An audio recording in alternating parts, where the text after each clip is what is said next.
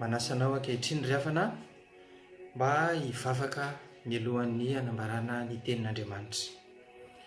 Rahay malalo miantso anao amin'ny anaran'i Jesosy Kristy Tompo mba hirotsaka ao anatinay amin'ny alalan'izao teny rena izao, ilay herin'ny fanahy masina hanafatsahava ny anatin'ny tenanay ny fofananay rehetra any azahoanay mantanteraka sy mandre ny sitrapona misaotra Jesosy.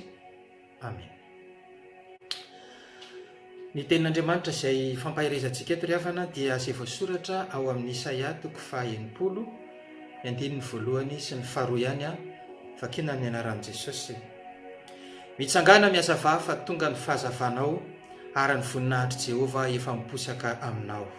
Fa indro ny aizina manarona ny tany ary ny aizim-pito manarona ny firenena, fa aminao kosa no hiposahan'i Jehova ary aminao no isehoan'ny voninahiny. Amen. Raha miteny ny soratra masina eto ry havana hoe indro aizina manarona ny tany ary aizim-pito manarona ny firenena, dia azontsika sary an-tsaina avy hatrany fa ny soratra masina dia efa miteny fa ny devoly no ilay antsoina hoe mpanjaka ny fahamazinana. Noho izany tsy misy afa-tsy io devoly io no mitondra fahamazinana, fisahalobonana amin'ny olona rehetra eto ambonin'ny tany.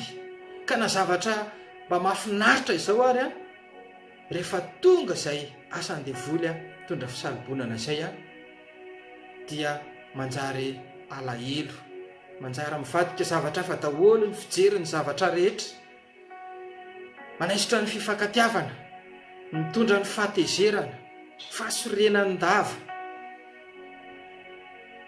Indray toa ohatran'ny hoe fahavoazana foana no mitranga eo amin'ny fiainanao, mandrava ny fahasalamana ary mampisaraka amin'Andriamanitra. Zany no mba vita, zany no mba hainy io devoly io.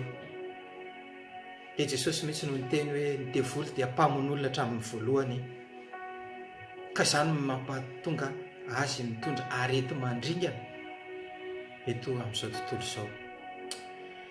Fa ny tenin'Andriamanitra kosa ry havana dia miantso antsika eto manao hoe mitsangana miazava fa tonga ny fahazavanao ary ny voninahitry Jehova efa miposaka aminao. Eto indray izany ny olona hitoeran'ny fahazavana, hitoeran'ny voninahitr'Andriamanitra, dia olona tsy hanana ny devoly fahefana intsony. Le aizina teo raha vao ampirehetinao ny jiro, tonga dia miala avy hatrany ny aizina, fa le fahazavana no tsy maintsy manjaka. Tsy hanana ny devoly fahefana intsony ny olona hitoeran'ny fahazavana, ny voninahitr'Andriamanitra, mitsangana miazava fa tonga ny fahazavanao. Androany dia mampafantatra anao ny tenin'Andriamanitra fa izay mino an' Jesosy izany manana ny fahazavana izany. Izay manana an' Jesosy ao anatin'ny fony marina zany no manana an'io fahazavana io. Tsy hoe tao-tendromolotra io ary tsy hoe faniriana fotsiny io fa ao amin'ny Korintiana 2:13-15 dia miteny mihitsy tenin'Andriamanitra manao hoe amin'ny anaran'i Jesosy: dinio ny tenanareo na mitoetra amin'ny finoana ianareo na tsia. Izaho toetra ny tenanareo moa tsy fantatrareo va ny amin'ny tenanareo, fa ao anatinareo Jesosy Kristy, raha tsy olona ny lavina ianareo. Io Jesosy izay ao anatinao io. Dia voalaza ao amin'ny Jaona 5:20 hoe izany fahazavan'izao tontolo izao, izay manaraka tsy mba mandeha amin'ny maizina fa hanana fahazavana aina.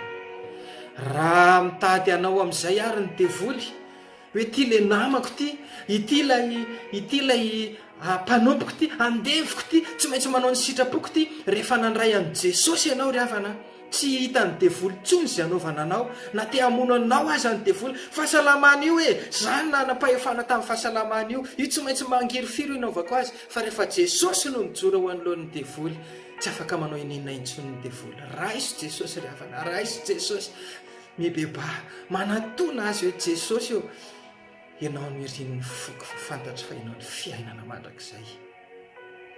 Satria raha ny devoly no anatika ao, fanjakan'ny fahamazinana no manjaka ao. Fa raha mba ianao kosa Jesosy no manjaka atao anatiko atao, hanafaka amin'ny asan'ny devoly ianao. kehitriny ary dia hivavaka ho anao ahy, hivavaka isika mba handraisantsika izany fahazavan'i Jesosy izany. Aoka ino mihitsy ianao fa nivavaka ry havana manova zavatra ary nivavaka tsy voafehitra nelanelantany na ny fotoana, fa Jesosy no olona manao mivavaka amin'ny fony, amin'ny fahatsorana no ilainy amin'ny fitiavana. Jesosy miantso ny fananao masina izay ankehitriny, mba hidina amin'ny alalan'izao teninao izao any am-pony izay olona mandrehana izany. Jesosy, raha mahatsiaro izy fa voakasika izany, tena tsy mety mahita fiadanana ohatrany hoe mba mivavaka ihany fa ny teo ihany ny teo androany. Jesosy, raha mba mahatsapa amin'ny halehibehan'izany teninao izany izy, makanesa ty amiko ianareo rehetra izay miasa fatratra sy mavesatretana, dia mivavaka ho an'izany olona izany na iza androany. Jesosy, manatona anao amin'ny alalan'izao fivavaka izao. Tonoiny aho Jesosy hoe ny fiadanako nomeko anao, dia afindranao aminy Jesosy efa namasina fahazavana, dia manjary mazava izy manomboka androany, ary dia fahazavana io nitondra azy ka ireo asan'ny devoly ireo dia hanananay fahefana. Ianao nanome fahefana anay Jesosy hoe zao famantarana izao no anarak'izay mino, amoaka dia amin'ny anaraka izy dia tanteranay ampinono izany ireo olona rehetra izay voafatotry ny devoly, dia amin'ny anaran'i Jesosy Kristy velona avy any Nazareta no andefasana ny afon'i Jehovah, ilay fahazavan'i Jehovah andevina izay rehetra fisalobonana, ny aretina, ny tsy fiadanana ary ny fanaintainana sy ny ahota rehetrarehetra ao anatin'ny olona rehetrarehetra miala amin'ny anaran'i Jesosy Kristy velona sy mahery avy any Nazareta izany, ary alefany amin'ny farimy rehetra afo mandrakizay fa ny fiadanan'i Jesosy Kristy kosa omba sy toetra hibitsika ao anatin'ilay tsirairay amin'ny anaran'i Jesosy. Amen.